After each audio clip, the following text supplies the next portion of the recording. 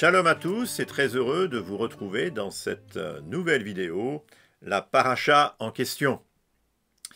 Êtes-vous Shabbat ou pas Shabbat? En fait, la question porte moins sur un parti à prendre en faveur ou en défaveur du principe même du Shabbat que sur ce que nous comprenons du Shabbat dans la perspective spirituelle que nous propose la Torah. Mais avant cela, lisons au chapitre 25, verset 1 du livre du Lévitique. L'Éternel parla à Moïse sur le mont Sinaï et dit « Parle aux fils d'Israël et tu leur diras. Quand vous serez entrés dans le pays que je vous donne, la terre se reposera, ce sera un sabbat en l'honneur de l'Éternel. » Alors, n'est-il pas un petit peu étrange, un peu étonnant que dans ce passage, au-delà de l'invitation du 4e commandement à observer et respecter le Shabbat, que nous comprenons d'abord pour les hommes, il soit ici demandé que la terre elle-même est aussi un repos de Shabbat. Qu'est-ce que Dieu veut communiquer en définitive à son peuple au travers de cette loi si singulière et un petit peu étrange? Car il est bien évident qu'il ne s'agit pas ici d'un simple principe de gestion agricole.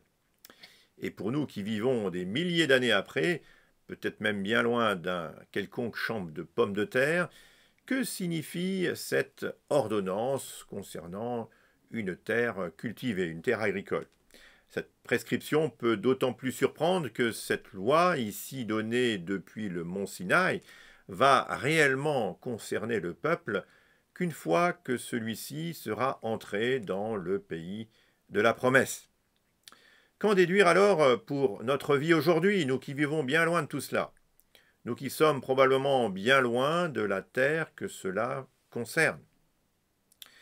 Alors à ce stade, il convient peut-être de rappeler que dans les chapitres qui précèdent, la terre d'Israël, celle que le peuple finalement ne foulera que dans une bonne quarantaine d'années, n'est pas là une récompense ou un tribut qui serait offert à Israël en sortant d'Égypte, mais il est plutôt le reflet en miroir d'un changement de statut et même de propriété pour le peuple qui se tient là au pied de la montagne d'Horeb.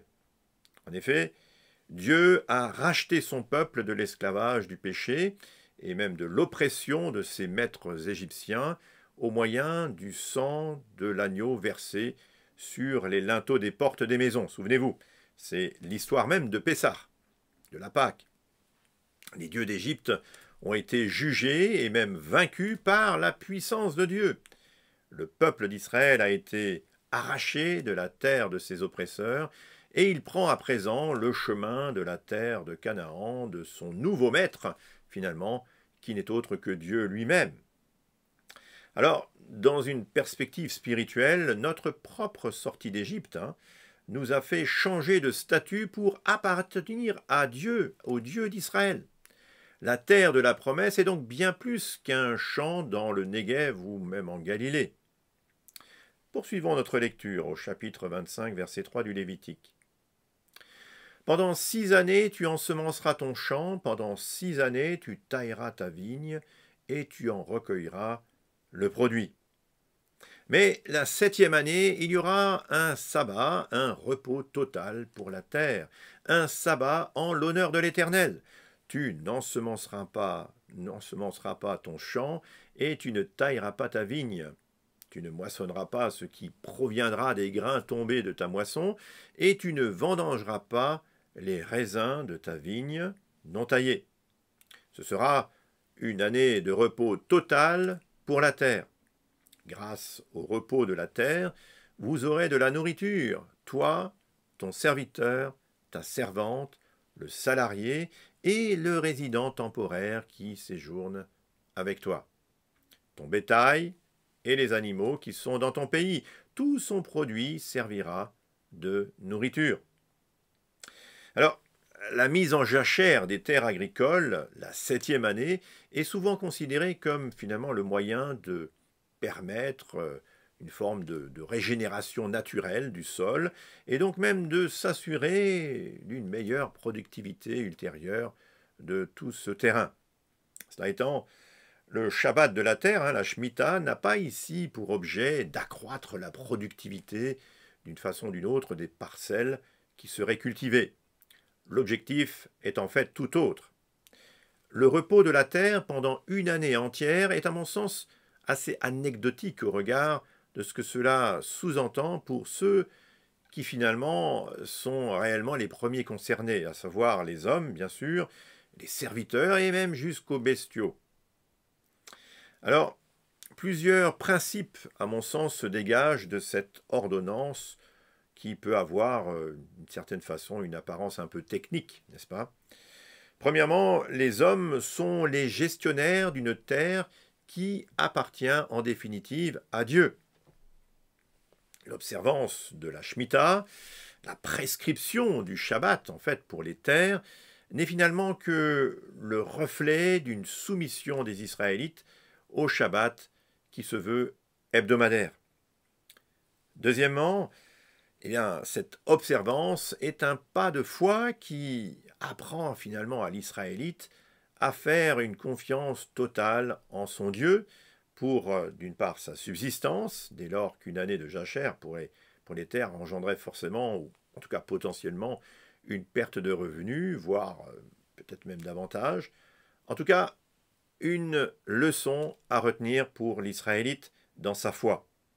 Troisièmement, les modalités d'application de la Shemitah permettaient une solidarité avec les plus pauvres, que ce soit de l'autochtone jusqu'à l'étranger également, qui séjourne au milieu d'Israël, comme signe de la providence divine au travers de ceux qui font le pas de la foi qu'exige finalement cette ordonnance.